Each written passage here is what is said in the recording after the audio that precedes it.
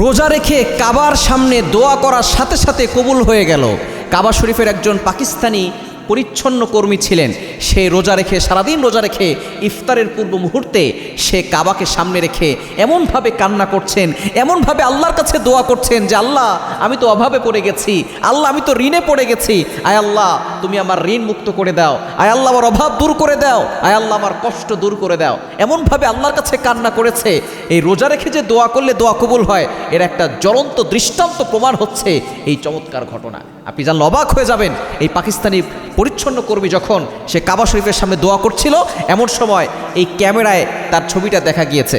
তখন সেখানের এক ধনবান ব্যক্তি সেই ভিডিও দেখেছে। দেখার পরে সে এমনভাবে কান্না করছে, কান্না করার পরে তার এই দৃশ্য দেখে সেই ধনী ব্যক্তি তাকে ডাক দিল। ডাক দেওয়ার পরে বলল, তুমি এইভাবে কেন কান্না করছো? বলে, আমি খুব ঋণের ভিতরে আছি। এবার সে বলল, তুমি কোনো টেনশন করো না, আল্লাহ আমাকে সম্পদ দিয়েছেন, তোমার ঋণ আমি পরিশোধ করে দিব। সাথে সাথে সে কেমন যেন আরও আবেগে আপ্লুত হয়ে আল্লাহু আকবরের কথা বললেন, আল্লাহর প্রশংসা করলেন।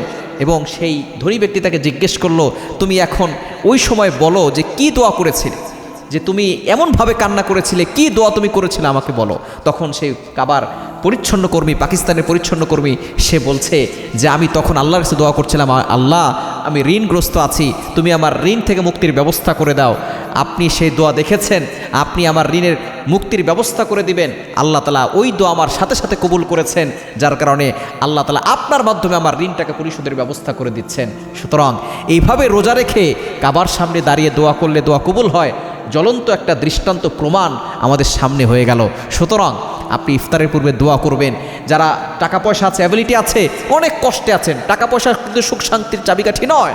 আপনি কাবা শরীফে চলে যান রমজানে, কাবাকে সামনে রেখে দোয়া করেন, ইফতারের পূর্বে দোয়া করেন, মদিনায় গিয়ে দোয়া করেন, দেখবেন আল্লাহ তাআলা আপনার সকল দোয়াগুলো অ্যাকসেপ্ট করে নেবেন, কবুল করে নেবেন।